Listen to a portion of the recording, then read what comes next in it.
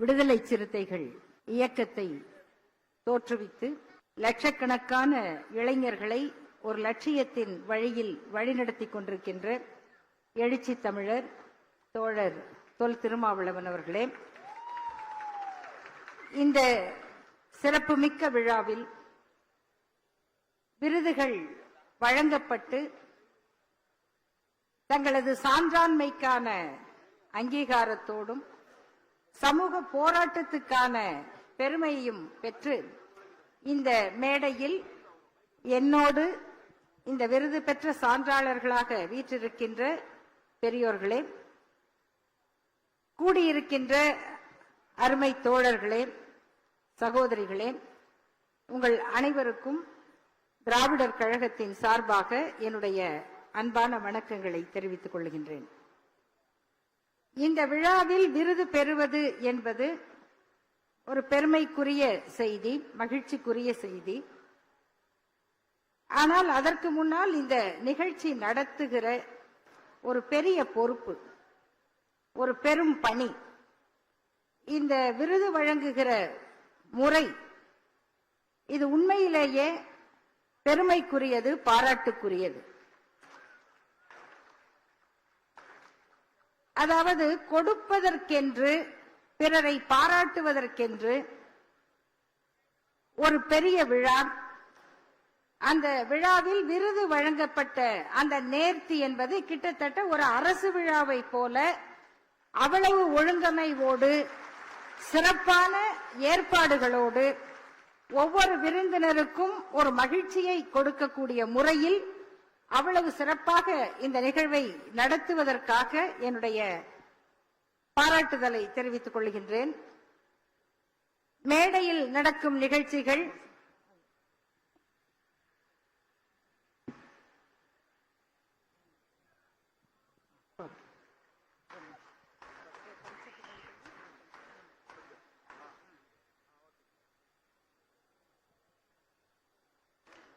நான் எப்பொழுதும் சொல்லுவது, இதுக்கு பேர் தான் திராவிட மாடல் அப்படின்னு.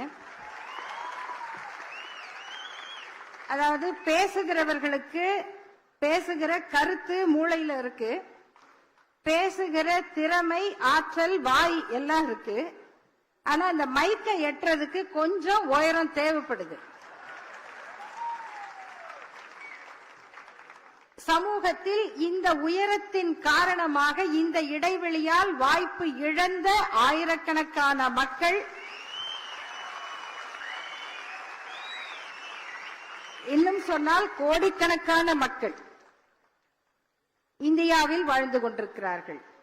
ஏனெனில் இந்த அளவுகோல்கள், இந்த மேடையின் அளவு, இவை அனைத்துமே குறைந்தது 6 அடி உயரம் இருப்பவர்களை மனதில் வைத்து திட்டமிடப்படுவது. பேருந்து படிக்கட்டு கூட பெண்களை மனதில் வைத்து வரையப்படுவது அல்ல. ரயில் பெட்டியிலே பெண்கள் பெட்டி என்பது பக்கத்து ஊரில் தான் நிற்கும். அவர்கள் பெரும்பாலும் பிளாட்பாரத்தில் இறங்குவதில்லை, தண்டவாளத்தில் தான் குதிக்கிறார்கள்.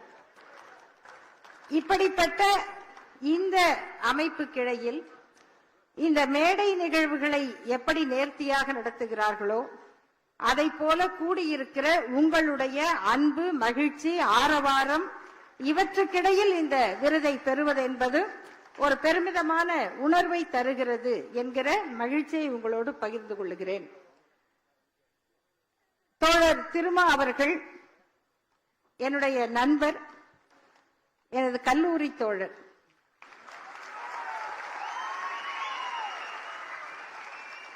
நான் அந்த காரணத்தினாலேயே இதற்கு முன்பு தம்பி வன்னியரசு அவர்கள் பலமுறை இந்த விருது பற்றி குறிப்பிடும் பொழுது, எனக்கு விருது வேண்டாம், வேற யாருக்காவது கொடுங்கள், இன்னும் அங்கீகரிக்கப்பட வேண்டியவர்கள் நிறைய பேர் இருக்கிறார்கள், என்னை ஓரளவுக்கு எல்லாருக்கும் தெரியும், அப்படி வெளிச்சம் படாதவர்களை மேலே அழைத்து அவர்களுக்கு சிறப்பு செய்யுங்கள் என்று பலமுறை கேட்டிருக்கிறேன்.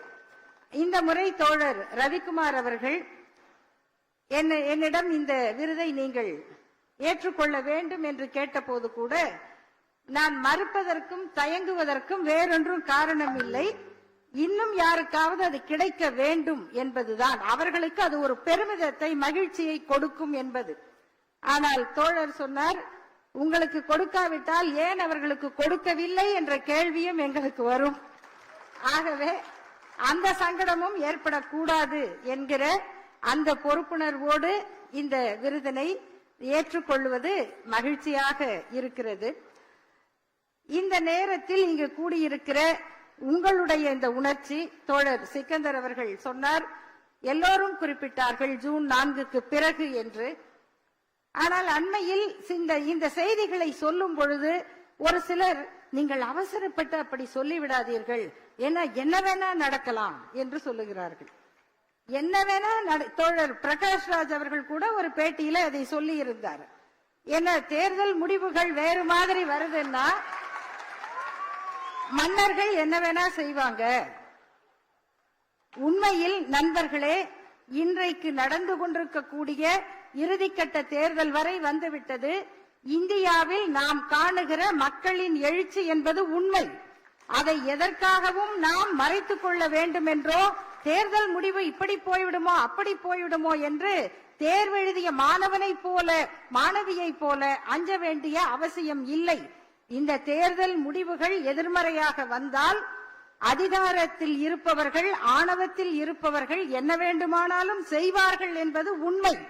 எனவே நம்முடைய பணி என்பது தந்தை பெரியார் அவர்கள் சொல்வதை போல இந்த தேர்தலுக்கானது மட்டுமல்ல, அடுத்த தலைமுறைக்கானது, இந்த நாட்டுக்கானது. எனவே எப்படிப்பட்ட இன்னல்கள் வந்தாலும் இந்த பணியை எடுத்துச் செல்ல வேண்டியது நம் அனைவருடைய கடமை, பொறுப்பு. இந்த மேடையில் ஐயா சுப்பராஜன் அவர்களுக்கும் இன்னும் பெரியவர்கள், இந்த விருது வழங்கப்பட்டவர்களுடைய பெயர்கள் இந்த நாட்டினுடைய கட்டமைப்பு, கான்ஸ்டிடியூவன்ட் எப்படி இருக்கணும் என்பதற்கான ஒரு சான்று. யார் யாரெல்லாம் சேர்ந்தது இந்த மண், இந்த சமூகம், அவர்கள் அத்தனை பேரையும் பிரதிநிதித்துவப்படுத்த வேண்டும் என்கிற அளவில் 7 பெரும் அறிஞர்கள், தலைவர்கள், சான்றோர்களுடைய பெயரில் இந்த விருதுகள் வழங்கப்படுகின்றன.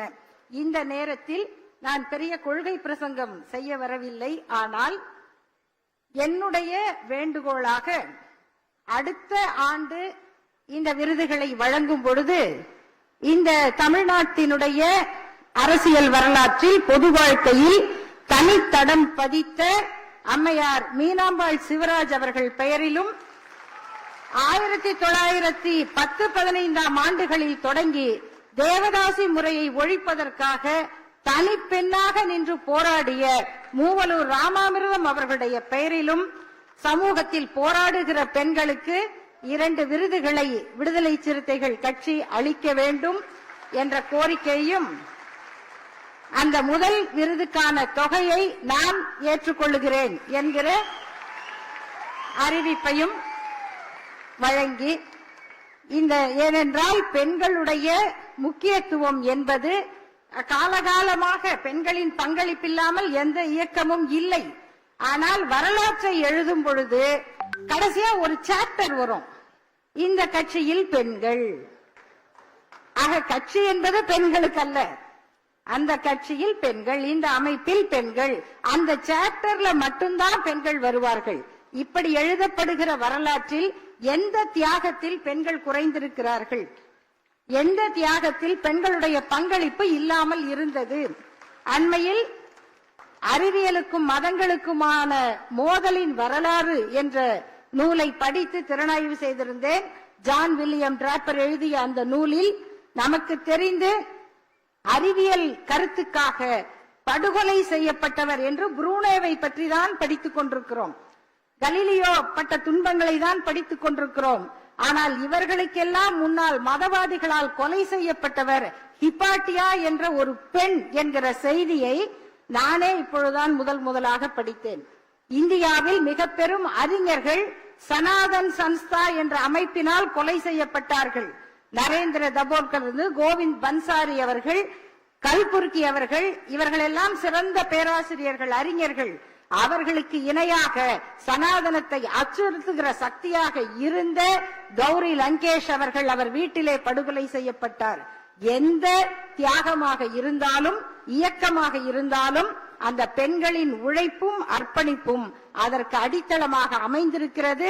உண்மையில் சொன்னால் நம்முடைய கலைஞர் பிரகாஷ் ராஜ் அவர்கள் அவர் பல்வேறு கருத்துக்களை சொல்லுகிறவராக இருந்தாலும் கூட அவரை மிக ஆழமாக உசுப்பி விட்டது. இதை பேசி ஆக வேண்டும், இவங்களுக்கே இந்த நிலைமைனா இந்த நாட்டில் மற்றவர்கள் நிலை என்ன என்று அவரை இந்த பொதுவெளிக்கு எடுத்து வந்தது கௌரி லங்கேஷ் அவர்களுக்கு நிகழ்ந்த படுகொலை.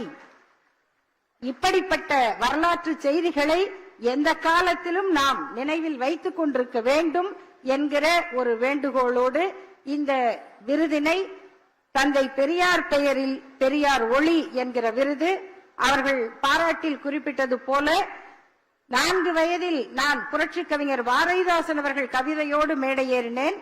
தந்தை பெரியாரும் புரட்சி கவிஞர் பாரதிதாசனும் தான் என்னை உலகம் முழுவதும் கொண்டு சென்றவர்கள். அதில் இருந்து தொடங்கிதான் ஒவ்வொரு இயலாக சமூகத்தின் ஒவ்வொரு பகுதியாக தெரிந்து இன்றைக்கு அவற்றுக்காக பேசுகிற, கருத்துக்களை முன்வைக்கிற, போராடுகிற இடத்திற்கு என்னை கொண்டு சென்றது என்று சொன்னால், அந்த அடிப்படையில் அமைந்த தந்தை பெரியார் பெயரிலான விருதினை அளித்ததற்காக மீண்டும் எழுச்சி தமிழர் தொல் திருமா அவர்களுக்கு என்னுடைய நன்றியை கூறி விடைபெறுகிறேன். நன்றி, வணக்கம்.